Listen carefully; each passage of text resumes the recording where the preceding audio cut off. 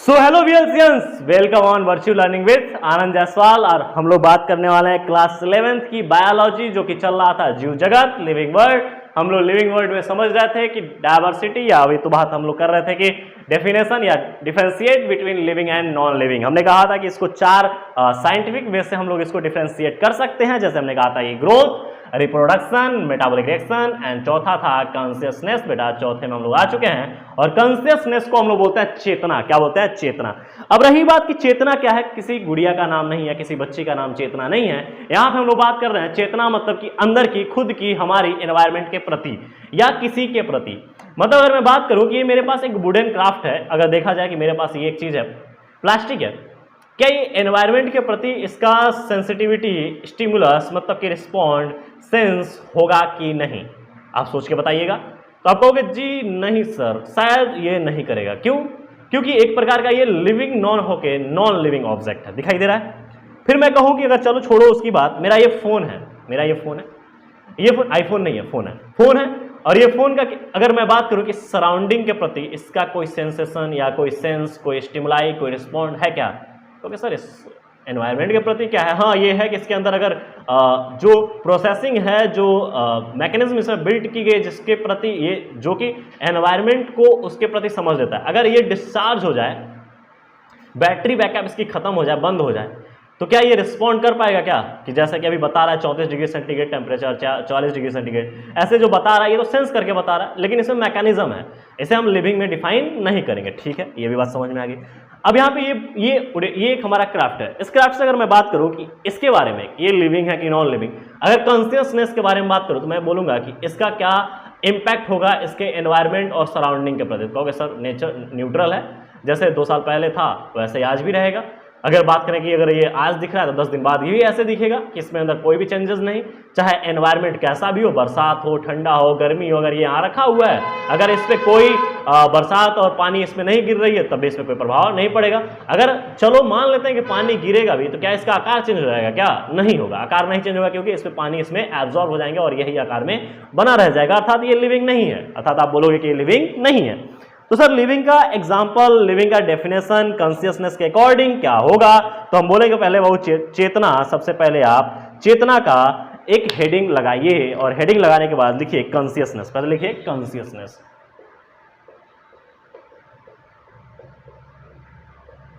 और इसको हमने बोला हो चेतना। चेतना जो भी होती है, ठीक है, जैसी भी जागृत होती है हमारी बॉडी से, ये एक्सटर्नल सराउंडिंग, या हम बोले कि हमारे आसपास के, हम बात करें कि हमारे आसपास, या बोले कि यह आसपास के बारे में, जागरूकता के बारे में बताती है। क्या बताती है बाबू? यह आसपास के बारे में हमको अवेयरनेस करती है, और तथा इसमें उत्तेजनाओं का जवाब देती है। तो मैं बोलूंगा यहां पे कि यह आसपास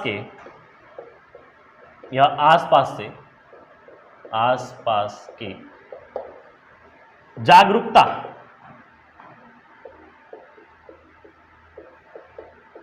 तथा उत्तेजनाओं का जवाब देती है।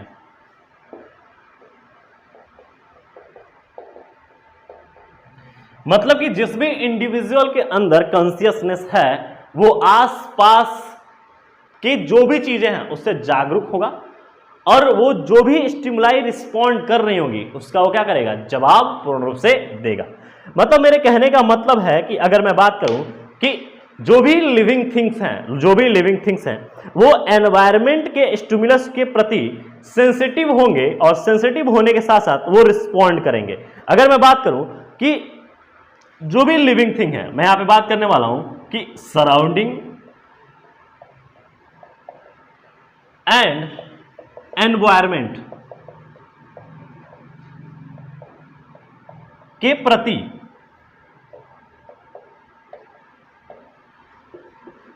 सेंसिटिविटी एंड रिस्पॉन्ड सभी लिविंग जीव का स्पष्ट फीचर है। बड़ा खतरनाक लाइन है। खतरनाक लाइन सबको समझ में आएगा नहीं, और लाइन ये है, सिंपल सी लाइन है बाबू। देख बेटा, यहां पे मैंने कहा surrounding and environment, surrounding and ना करके मैं यहां पे और कर दूं, सराउंडिंग या एनवायरमेंट, मतलब कि आसपास या पर्यावरण के प्रति सेंसिटिविटी, जो भी हमारा पर्यावरण है या जो भी चीजें हमारे इर्द गिर्द चल रही हैं उसके प्रति सेंसिटिविटी एंड रिस्पॉन्ड, रिस्पॉन्ड मतलब होता है कि उसका जवाब देना, उसको समझना और समझ के जवाब देना, ये सभी लिविंग या सभी जीव की एक स्पष्ट फीचर है। अर्थात जो भी जीव है अगर बारिश होगा तो बारिश में अगर रोड पे सड़क पे टहल रहा होगा तो भाग के अंदर आएगा। क्या कभी देखे हो क्या कि वुडन क्राफ्ट जो कि एक पेड़ जो सूख गया हो, जो लकड़ी है या कह दें कि ईंट है, जो दीवारें हैं, वो अंदर की तरफ अपने आप को अंदर कर ले बारिश के समय, एनवायरनमेंट परिवर्तन होने के समय? होता है क्या? ऐसा नहीं होता है। जो भी लिविंग है वही लिविंग उसकी उस एनवायरनमेंट को सेंसिटिव कर पाएगा और उसके साथ साथ सेंसिटिविटी के साथ साथ उसको रिस्पॉन्ड कर पाएगा। अब तुम बोलोगे सर एक बात बताइए, ये तो आप लिविंग मतलब कि क्या नाम है कि जो जीव है, जो एनिमल्स है उसके बारे में आप बता रहे हैं, ये तो बड़ा अच्छी बात है कि आपने एनिमल्स के बारे में बताया, लेकिन यहीं पे अगर आप प्लांट्स की बात करें तो प्लांट्स के बारे में क्या आप बोलेंगे? तो मैं भी बोलूंगा प्लांट्स भी बाहरी उत्तेजनाओं का रिस्पॉन्ड करते हैं। अगर मैं बोलूंगा यहां पे लिखूं तो मैं लिखूंगा प्लांट्स जो हैं, प्लांट्स पादप, ये भी बाहरी उत्तेजनाओं का, ये भी बाहरी उत्तेजनाओं का मतलब यहां होता है वो स्टिमुलाई को रिस्पॉन्ड करते हैं। मतलब कि यहां समझिएगा कि प्लांट्स भी हैं, जो ये प्लांट्स है ये बाहरी उत्तेजनाओं को भी क्या करेंगे? रिस्पॉन्ड करेंगे। जैसे जैसे क्या क्या ये रिस्पॉन्ड कर सकते हैं? तो हम बोलेंगे बाबू सबसे पहले तो ये लाइट के प्रति सेंसिटिव होते हैं। आप जानते हो कि प्लांट्स जो होते हैं लाइट के प्रति इतना सेंसिटिव होते हैं कि उनके साथ अपना भोजन बनाते हैं। फिर आप बोलोगे सर और क्या हो सकता है? तो मैं बोलूंगा वाटर हो सकता है। क्या हो सकता है? वाटर। फिर आप बोलोगे सर और क्या हो सकता है? मैंने कहा न्यूटन की बात याद करो। न्यूटन ने कहा था कि जो पेड़ से फल गिरा वो सीधे उसके मुंडी पे गिरा, अर्थात इसमें हो गया ग्रेविटेशन। क्या हो गया? ग्रेविटेशन। और ये किसके प्रति सेंसिटिव हो सकते हैं? ग्रेविटेशन के प्रति। मतलब कि ऐसा नहीं होगा कि ये क्या नाम है कि फल या पत्तियां गिरे तो नीचे ना गिर के कहीं और चली जाए। तो ग्रेविटेशन मतलब कि प्राकृतिक ही है ना, प्राकृतिक की चीजों के बीच क्या होगा? इनका सेंसिटिविटी होगा, तो ग्रेविटेशन। और थर्ड नंबर जो फोर्थ नंबर है वो क्या है? पॉल्यूशन। तो पॉल्यूशन के प्रति भी ये सेंसिटिव होते हैं और अपना कुछ रिस्पॉन्ड दिखाते हैं। मैं बात करूं कि यहां पे एक चीज ध्यान रखिएगा, कॉन्शियसनेस चेतना को दर्शाता है। और चेतना मतलब कि मैं अगर बात करूं कि आपके बॉडी में पिन करने से आपके दिमाग में जो रिफ्लेक्ट आर्क हुए, आपने किसी को थप्पड़ जड़ दिया या किसी से कुछ मतलब उस पिन की वजह से आपने जो रिएक्ट किया, यही हमारी और सभी लिविंग फीचर्स की क्या है? चेतना है। और ये चेतना सबसे पहले मैं बात करूं कि हम आसपास से समझते हैं कि हम क्या आसपास से जागरूक हैं कि नहीं है। तो हमने देखा कि जो जागरूक है सभी जीव, जो भी आसपास से जागरूक हैं वो क्या करेंगे? उसको सेंस करेंगे और उसके साथ साथ उसको रिस्पॉन्ड भी करेंगे। मैंने यहीं पे बोला बाबू कि जो यहाँ पे जो प्लांट्स है, प्लांट्स के बारे में मैंने समझते हुए बताया कि प्लांट्स भी जो है प्लांट्स भी रिस्पॉन्ड करेंगे। और प्लांट्स रिस्पॉन्ड इस प्रकार करेंगे कि वो लाइट, वाटर, ग्रेविटेशन एंड क्या है लास्ट हमारा पॉल्यूशन, पॉल्यूशन के प्रति क्या होंगे? सेंसिटिविटी होगी उनकी और उनके प्रति वो क्या करेंगे? रिस्पॉन्ड करेंगे। अब मैं यहीं पे बात करूं कि सर आप बताइए कि प्रोकैरियोट से लेके यूकैरियोट्स में इनमें भी क्या स्टिमुलाई या क्या सेंस और रिस्पॉन्ड करने की क्षमता होती है क्या? मैंने वहां कहा कि हाँ बेटा, अगर प्रोकैरियोट्स और यूकैरियोट्स दोनों अगर लिविंग है, जो भी लिविंग है, तो लिविंग का आपको यहां पे मैंने दिया कि जितने भी लिविंग है, लिविंग का स्पष्टीकरण यही है कि वो क्या करेंगे? सेंस करेंगे एंड रिस्पॉन्ड करेंगे। तो अगर आप चाहते हो कि सर आप लिख दो, तो मैंने यहां पे लिख भी देना है कि लिख दिया जाए। तो मैंने कहा कि प्रोकैरियोट से लेकर यूकैरियोट, क्या बोला जाए बाबू? प्रोकैरियोट्स। अब जिन बच्चों को प्रोकैरियोट्स नहीं पता है वो थोड़ा सा वेट करें, वेट एंड वॉच कि प्रोकैरियोट्स के बारे में अब जब सेल्स में पढ़ाऊंगा तो पूरा अच्छे तरीके से आपको समझा दूंगा। अगर पढ़ना ही है इस समय तो किसी आप बुक को, सबसे अच्छी बुक है एनसीईआरटी, पलट लें, ज्यादा समझ में आ जाएगा। प्रोकैरियोट्स से लेकर कॉम्प्लेक्स, क्या बाबू? Complex eukaryotes.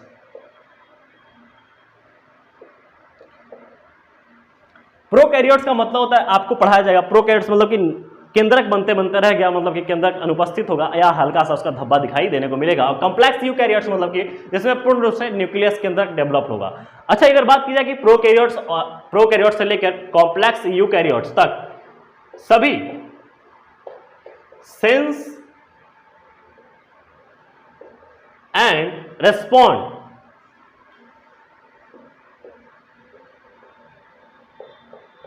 करते हैं। मतलब कि ये सब क्या करेंगे, सब अपने एनवायरनमेंट के प्रति सेंस होंगे, सेंसिटिविटी होगी इनकी, और सेंस भी करेंगे और रिस्पॉन्ड भी करेंगे ये। ठीक है, तो अगर आपको यहाँ पे एक चीज बात समझ में आ गई हो तो ये पूरा बात समझ में आ गया होगा कि यहाँ पर जो प्रोकैरियोट से लेकर कॉम्प्लेक्स यूकैरियोट्स हैं, ये पूरा क्या करेंगे बाबू कि अपने एनवायरनमेंट के प्रति इनके अंदर चेतना होगी और उसके प्रति क्या करेंगे, रिस्पॉन्ड भी करेंगे। जैसे मान लो कि अगर मैं यहाँ पे बात करूँ एक चीज कि कोई भी प्रोकैरियोट्स है, चाहे यूकैरियोट्स है, मान लो जो चाहे घोड़ा गाड़ी कुछ भी है, घोड़ा है, गधा है, या कोई चींटी ही क्यों ना हो, वो अपने एनवायरनमेंट के प्रति क्या होती है, सेंसिटिव होती है और उस पर रिस्पॉन्ड करती है। अगर अनुकूल मिलेगा तो बाहर आएगी और अनुकूल नहीं मिलेगा तो अपने आप को छुपा लेगी। तो ये हो गया उसकी सेंसिटिविटी, और सेंसिटिविटी मतलब इसका बोला है कि कॉन्शियसनेस, उसकी चेतना, ये चेतना उसको बताती है। अगर मैं बात करूं कि यहाँ पे एक चीज बताओ कि सभी जीव सेल्फ कॉन्शियसनेस होते हैं क्या, नहीं, सिर्फ इकलौता एक है जो मानव, क्या है बाबू, मानव एक इकलौता ऐसा जीव है या जानवर है, मानव एक इकलौता ऐसा जानवर है जो सेल्फ कॉन्शियसनेस रखता है, मतलब खुद को समझने की क्षमता रखता है। मैं यहां पे लिखूं तो यहां पे लिखने वाला हूं कि मानव, समझिएगा, मैं हमेशा मानव को जानवर क्यों बोलता हूं, जानवर बोलने का कारण है क्योंकि हम भी उन्हीं सब किंगडम से रिलेट करते हैं और रिलेट करने के साथ साथ हम वही हैं। ठीक है, तो हम सब एक एनिमिलिया किंगडम से बिलोंग करते हैं और सब जानवरों की कैटेगरी में ही हम लोग आते हैं। तो हमने कहा कि मानव एक ऐसा जानवर है या मानव एक ऐसा जीव है, मानव एक ऐसा जीव है जो सेल्फ कॉन्शियसनेस, या लिखा जाए जिसमें self consciousness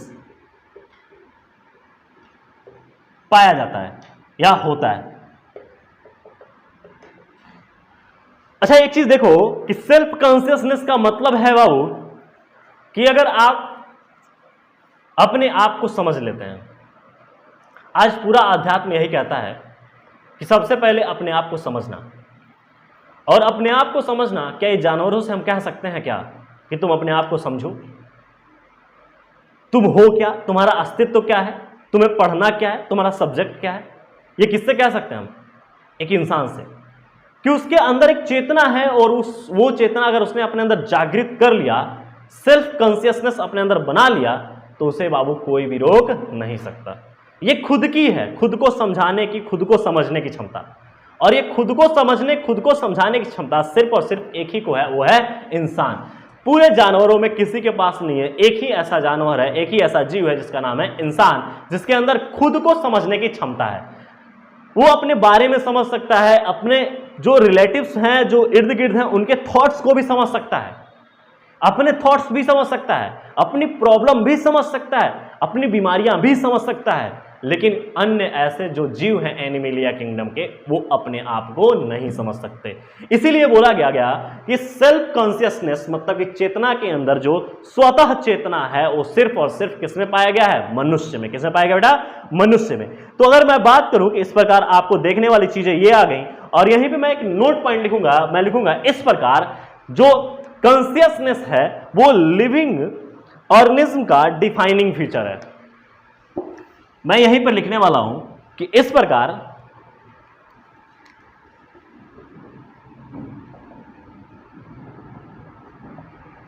consciousness living organism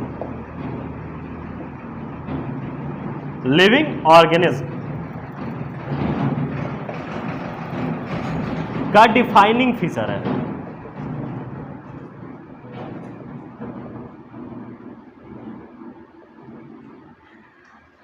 हमने समझा हुआ कि इस प्रकार कॉन्शियसनेस क्या है, लिविंग ऑर्गेनिज्म का डिफाइनिंग फीचर है।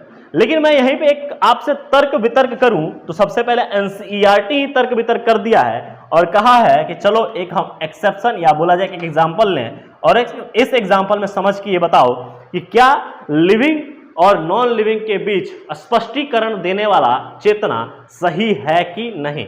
उसने कहा कि एग्जाम्पल में लेते हैं हम कॉमा पेशेंट। क्या ले लें बाबू, कॉमा पेशेंट।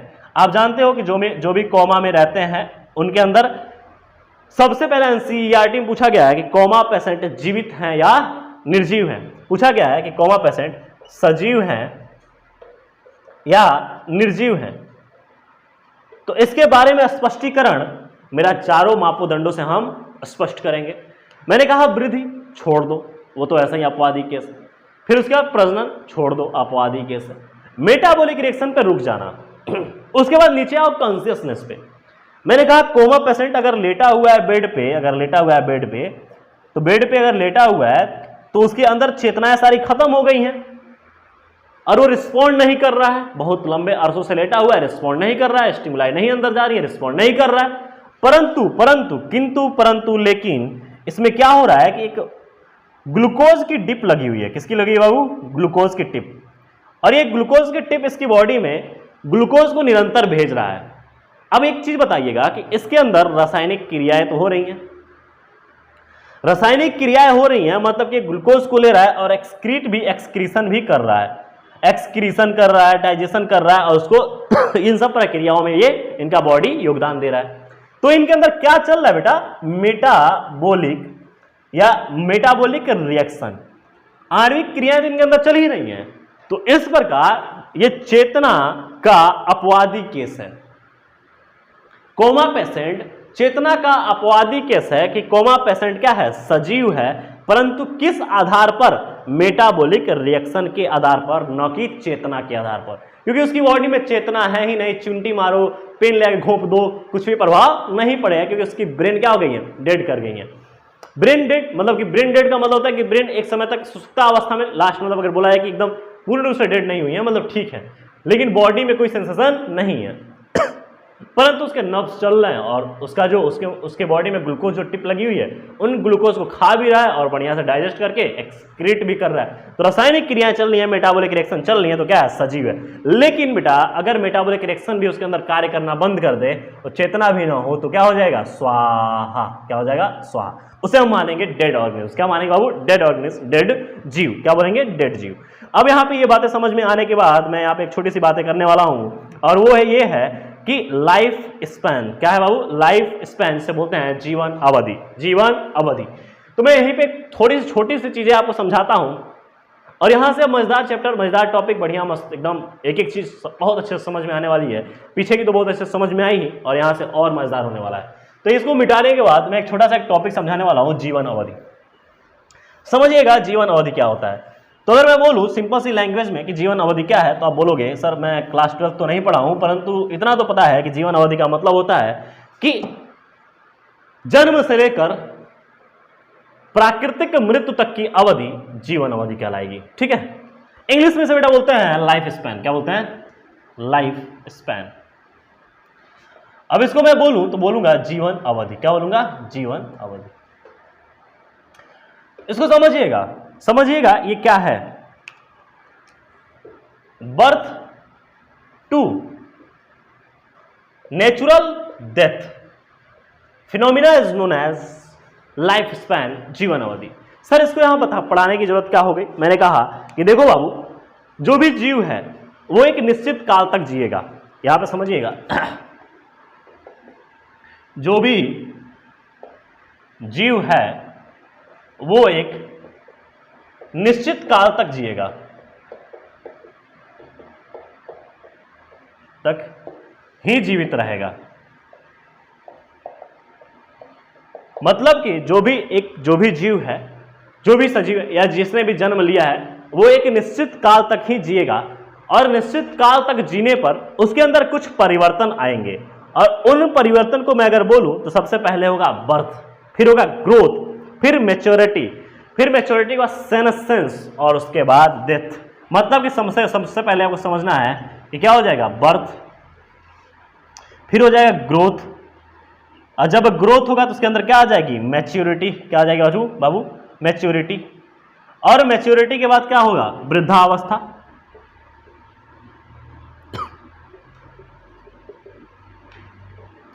और वृद्धावस्था के बाद उसकी क्या हो जाएगी? मृत्यु। अच्छा एक चीज देखो बाबू कि मृत्यु तक, यहां से लेकर मृत्यु तक हुई जो एक जर्नी चली, क्या ये नेचुरल हुआ? क्या मैंने इसमें कहा कि ये कोई एक्सीडेंट कोई बोला क्या मैंने? इसीलिए मैं सबसे पहले ऊपर लिखा हूं birth to natural death phenomena is known as life span. आपको ध्यान रखना है कि जो भी जीवित हैं वो अनंत काल तक जीवित नहीं रहेंगे, उनका एक निश्चित टाइम पीरियड है। इसीलिए जितने भी जिंदा हैं वो हमारे लेक्चर देखा करो, क्या पता कल ना हो ऐसी बात नहीं है, ठीक है। तो जीवित लोग अभी भी अच्छे हैं और अच्छे लोग हमेशा अच्छी चीजें करने में विश्वास रखते हैं। तो ध्यान रखिएगा कि जीवित रहने का मतलब ही होता है बाबू कि अच्छे कर्मों से लिप्त होना, न कि बुरे कर्मों से। और बुरे कर्मों का जो रिजल्ट होता है वो नेचुरल डेथ नहीं होता है, समझिएगा इस बात को। अगर आपके अच्छे कर्म हैं तो अच्छे कर्म ही नेचुरल डेथ तक ले जाएंगे, जबकि बुरे कर्म नेचुरल डेथ तक नहीं ले जाएंगे। नेचुरल डेथ हो ही नहीं सकता बुरे कर्मों का। तो इसीलिए बुरे कर्मों से बचिए और अपने काम को इंपॉर्टेंस देने के साथ साथ अपने आप को भी इंपॉर्टेंस दीजिए, क्योंकि सेल्फ कॉन्शियसनेस ये बताता है कि ये समझाता है कि आपकी इंटरनल कैपेसिटी क्या है। कभी कभी हम अपने आप को भूल जाते हैं कि हम भी ये कर सकते हैं, क्योंकि डाउट तो क्रिएट होने में टाइम लगता नहीं है। दूसरे को देखा, अरे वो नहीं कर पा रहा है अरे वो चाचा भतीजा का लड़का है, पता नहीं कौन है, मौसा मौसी का लड़का है, जो कि नीट का एग्जाम देने गया और सिलेक्शन नहीं हुआ, तो मेरा कहां से होगा, क्वेश्चन मार्क बन गया, सेल्फ डाउट आ गया। जबकि हम सेल्फ पोटेंशियल, सेल्फ कॉन्शियस, खुद की बारे में, खुद की चीजों को हम नहीं समझ पाते हैं कि अरे यार वो मेरे से भिन्न है, मेरे स्ट्रक्चर, मेरे थॉट उससे अलग है, मैं ये कर क्यों नहीं सकता। बहुत बच्चे कहते हैं कि सर 97 तो वो लाए हैं, हम लोग 97, अरे बिल्कुल आसान है, 98, 99, 100 आउट ऑफ 100 आसान है। बस क्या होनी चाहिए, बस खुद में खुद को लीन कर लो। जो संत महात्मा होते हैं बेटा, वो खुद में खुद को लीन कर लेते हैं। जिस दिन आप अपने आप में अपने आप को लीन कर लोगे, यकीन मानो कि बेहतर से बेहतर रिजल्ट, परिणाम आपको मिलेगा और आपके जीवन हमेशा सुखमय रह जाएंगे। तब तक के लिए आपको बस पढ़ते रहना है, समझते रहना है और लेक्चर एक एक करके आपको देखना है, पूरे अच्छे तरीके से समझना है। सो थैंक यू वियर्स, मिलते हैं नेक्स्ट क्लास में।